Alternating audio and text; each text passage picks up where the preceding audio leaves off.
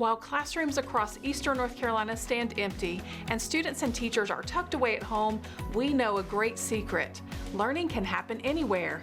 In fact, learning can happen everywhere.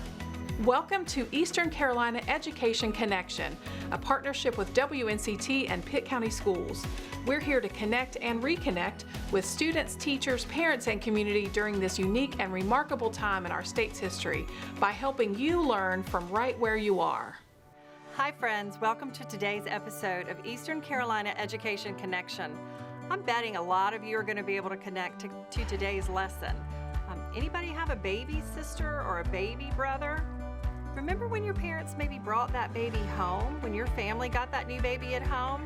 Imagine what would have happened if when you opened that blanket, it was a baby alligator instead of a human baby. That's one of the adventures that we're going to look at today, and guys, get your face ready because it's hilarious. You are going to laugh. Today's story is Alligator Baby, written by Robert Munch and illustrated by Michael Marchenko. It's published by our good friends at Scholastic. Joining us today, we have Heather Morse. She is a second grade teacher at Wintergreen Primary right here in Pitt County, and she's going to walk us through this book, maybe talk to us a little bit about some settings, about some characters, and maybe about some ways we can bring those characters to life at home with a little activity at the end. So let's join Miss Morse over there in the story corner right now. Take it away, Miss Morse.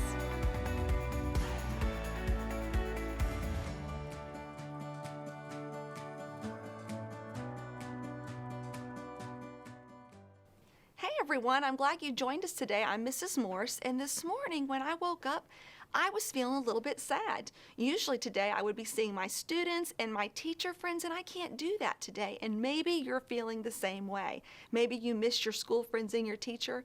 And I was thinking, what could we do together today to help us improve that sad mood that maybe we're in? And one of the things I like to do is read something funny. So today I brought a really funny book to share with you by one of my favorite authors, Robert Munch.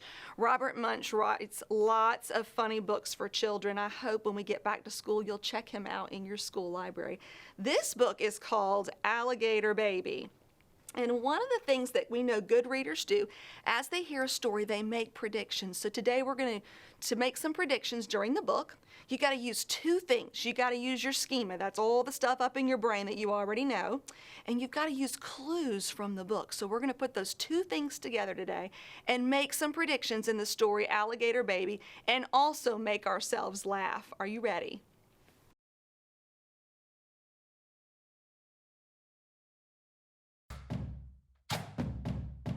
Okay, friends, what time is it?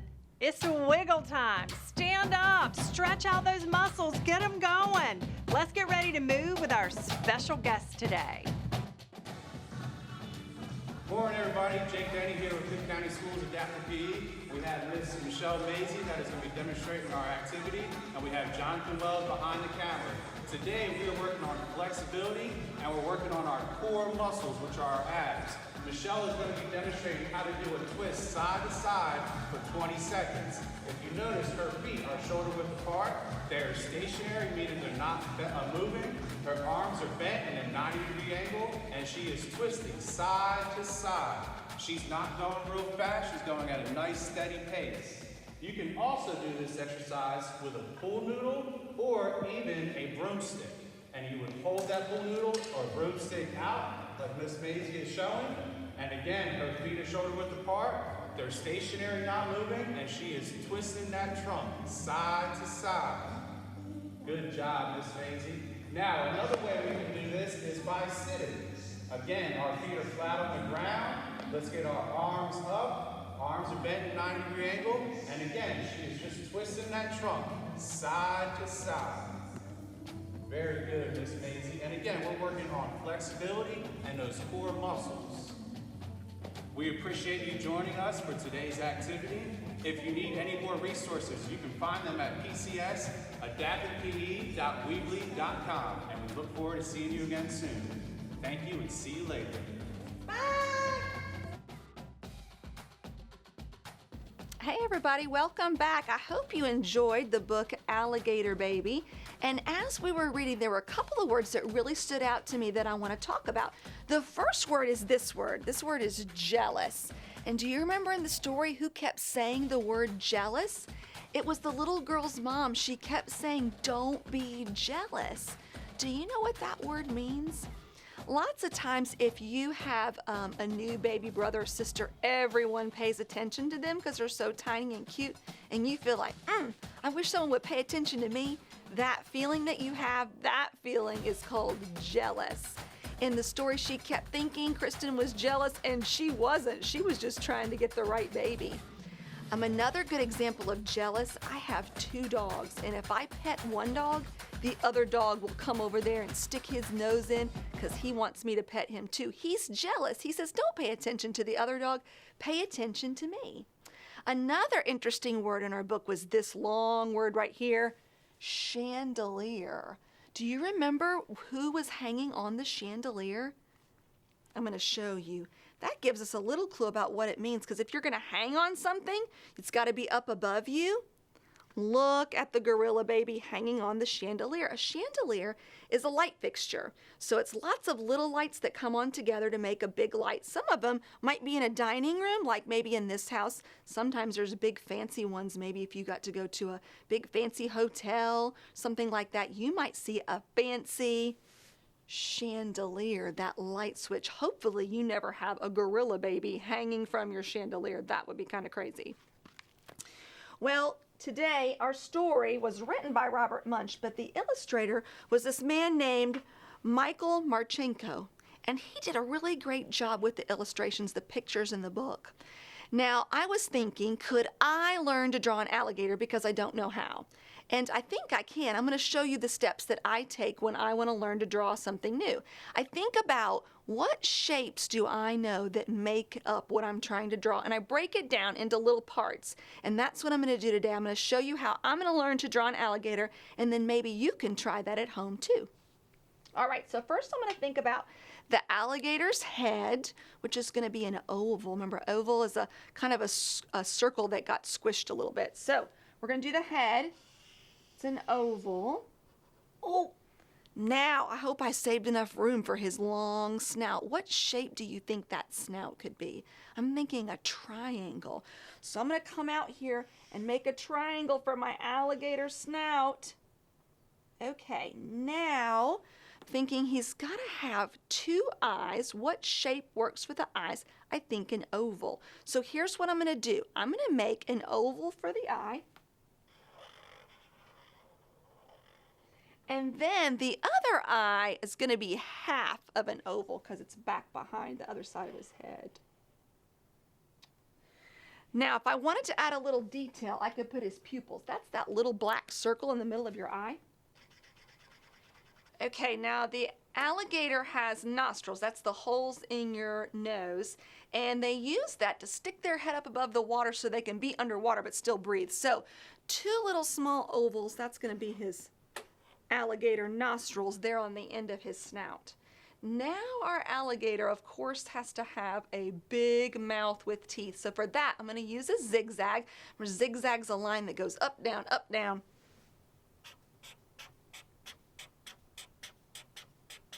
Now, if you were drawing this with a pencil, you could take your eraser and erase that part right there and just get rid of it. I've got a marker, so I can't do that today. I'm just going to color the whole thing green later. Now I'm going to move on to the alligator's body. Now, alligators have a big body because they can be up to 450 pounds. I'm going to use an oval for the alligator's body.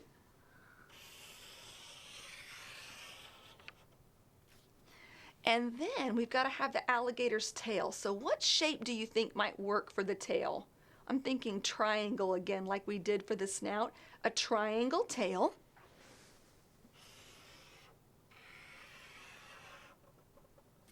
All right, now, what else is our alligator missing? Legs. Alligators have 4 legs. So when you're drawing the legs, maybe you could think about making the number 2 backwards. You might have to practice that a little bit. So thinking about, see how that's like the number 2 going backwards? That's going to be 1 leg. I'm going to make a little foot down there. Make another one backwards 2. Make a little foot down there. Now let's close it up. Now we can see two legs really well, but then the other two are back behind him. So we're gonna make those little bitty in the back. What else is our alligator missing? Now, alligators are reptiles, so reptiles are covered with scales. Think about how snakes are covered with scales. Reptiles all have scales, but the alligator's scales are really hard and pointy, so we've got to cover him with some pointy scales. I think I'm going to use like the top of a triangle. And I'm going to make some that go all the way down his tail. And then some more that go all over his body.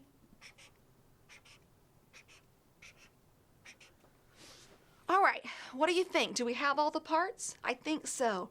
Now, I'm thinking to myself, this doesn't look perfect. It doesn't look as good as the one in the book, but I tried my best, and I know if I keep trying, the more I practice, the better I'll get. Now, this alligator, one thing I think I could do to make this alligator look even better is to give it some habitat. So the habitat is the place where the animal lives. So alligators live in swampy areas where they have fresh water mostly. Maybe rivers, lakes, so they definitely have to have water nearby. So I think one thing we could do is we could add some water to this alligator's habitat. Let's get some blue for that. Let's put next to him, I'm gonna make a little lake here. This is where this alligator lives. Now, right now he's kind of floating in the air. We don't want that. We want him to have his feet on the ground, so let's put some ground underneath. Standing up there on the ground, maybe you could add some little squiggles for some grass. That's a good detail to add.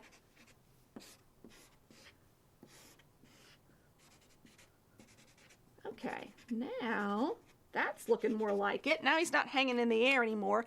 What else might we need to make our habitat complete?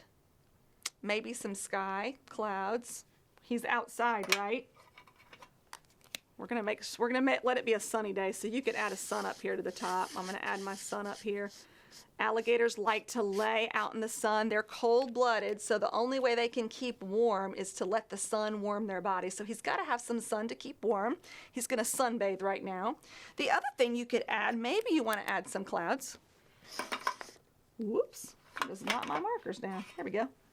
Add some clouds to your sky if you want to. Oh no! It's knocked all my things down. There we go. And then, what do alligators eat? Well, alligators eat fish, turtles. Sometimes they'll even eat something as big as a deer. So I think maybe we could give our alligator something to eat. I'm gonna let this alligator eat fish. So I'm gonna put a fish here in the water so he has something to eat. Little dark green fish. Ooh, he's gonna have an unhappy face because he knows he's getting ready to get gobbled up by that alligator. Fish in your water for that alligator to eat. So now our alligator has a habitat. He's got his home to live in. He's got something to eat. He's got the sun to keep him warm since he's cold-blooded. I think I did a pretty good job there of drawing that alligator. I hope you'll give that at home a try. See if you can learn to draw an alligator too. Well, just like we drew the picture of the alligator, I thought it would be cool to look at some photographs of real alligators. So check this one out. This guy's covered with those scales we talked about, like all reptiles. You can see those big alligator teeth. This one's hanging out in the sun. Remember I said he's cold-blooded. He needs the sun to warm his body. See that big eye poking up above the water there? Oh, and look, just like in the book Alligator Baby, we've got some alligator babies hanging out together. This one's got a fish hanging out of his mouth. He's definitely got himself some lunch there.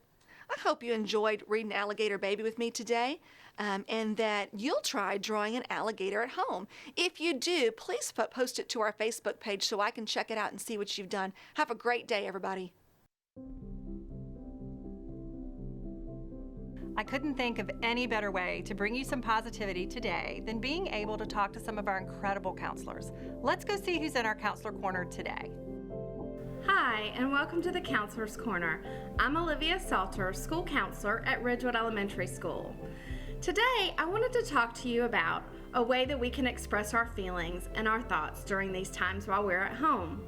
Obviously, we've talked a lot on the Counselor's Corner about our feelings and expressing ourselves, but usually that means that we sit and we talk to someone, or either in these times we Zoom, or we talk on the phone with someone, or maybe we're texting. But another way that we can communicate our thoughts and feelings may be through journaling. Now, a lot of times when we think about journaling and writing, it may remind us of our schoolwork, but this is a little bit different. This isn't about anyone judging your writing or giving you a grade for your complete sentences or your punctuation. It's about an alternative way to communicate how we're feeling and what's on our mind. Sometimes we may choose to journal entries just to be able to express ourselves, and not that we want anyone to read it, and that's okay. Sometimes we have thoughts on our mind and we just need to get them out, and a good way to do that is through journaling. But sometimes we may want to use it as a way to communicate with someone else. In that case, I advise you to stop and think about who it is that's in your home, who it is that you're spending time with during this time away from school. Find a journal, a notebook, or just some folded up paper at home, and take a little time to write your thoughts and ideas down and share it with someone else, almost like a letter or a note.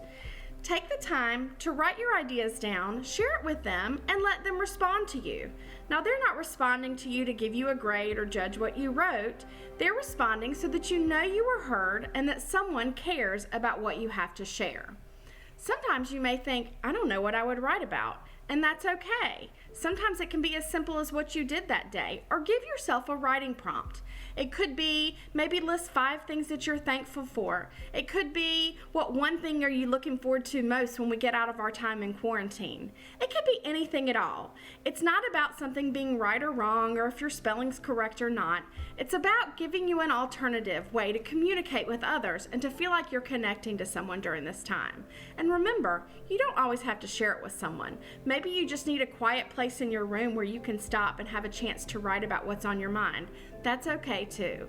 But never feel like you're alone, whether you're connecting to someone in your home or just connecting to yourself by putting your thoughts on paper. Take the time for yourself, because you are important and you are valued. Please know that all of your schools, teachers, counselors, everyone in your building misses you, and you are on our thoughts and minds even when we're not together. Hi friends! Today's episode, we're going to do some experiments that you can make happen right from where you are. Let's check in with our in-house science expert. Take it away. Hey everybody, Fritz Robinette, Pitt County School STEM Coordinator, coming at you with a STEM challenge for the day that hopefully you can pull off and fool your parents, fool your cousins, fool your brothers and sisters, and show them that you learned a little bit about air pressure. Today's challenge has to do with air pressure. And as some of you may know, air pressure is differences in how much air is in a certain area. And on a beautiful sunny day like today, that's nice and cool, we have lots of high air pressure. And on rainy, cool, rainy, nasty days, hurricane days, we have low air pressure. Those differences in air pressure create wind currents, create weather movements, create front movements, and they're really an important part of understanding weather. So if we understand air pressure, we understand a lot about weather. So let's try a little air pressure challenge here and see if we can't fool some of our relatives. The challenge today, and you will only need 2 cups or glasses, not too tall. You don't want real tall glasses, probably pretty short. They don't have to be fancy glasses like this. They can just be plastic cups you have laying around. And you need 1 ping pong ball. I have a whole box of ping pong balls of science here, but you just need 1. If you don't have a ping pong ball laying around, check out maybe those plastic Easter eggs you might have left over from Easter. They're pretty good. They might be able to work for you. You might have to try this a couple times before you perfect it. So try it up in your room and then come down and challenge your parents to do this. The challenge is to get this ping pong ball from this cup to this cup without touching the cups or the ping pong ball. Now, if you've been thinking, I've already mentioned air pressure, so we're going to use air in some way, and the only place I know I can get lots of hot air is out of my lungs. So I'm going to blow a quick puff of air to the opposite side of the glass, forcing the air down into the glass. That creates lower air pressure up above these glasses and causes the ping pong ball to flow from one glass to the other, if I'm lucky. So let's give it a try. You want these cups about 2 to 3 centimeters apart, maybe about an inch, inch and a half apart for it to work best. Wish me luck. Mm. Oh. Yes! As you can see, it might take a couple tries, but I bet if you try it enough, you'll be able to create the perfect airflow and get that thing to jump from one side to the other. Thanks a lot, and we'll be back a little bit later for another STEM challenge. Hi friends, I just don't want you to forget, we've got our Facebook page where you can also put some submissions of things that you've created, things that you've learned from the lessons that we've done. Just go to Facebook and type in @PCSECEC and let us see the magic.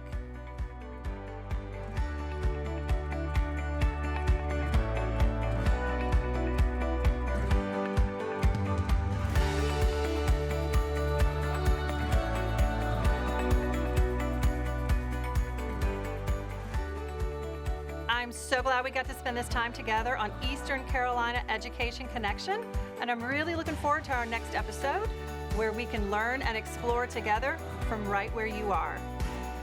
You can also connect with us on Facebook using the information below. We look forward to seeing you for our next episode.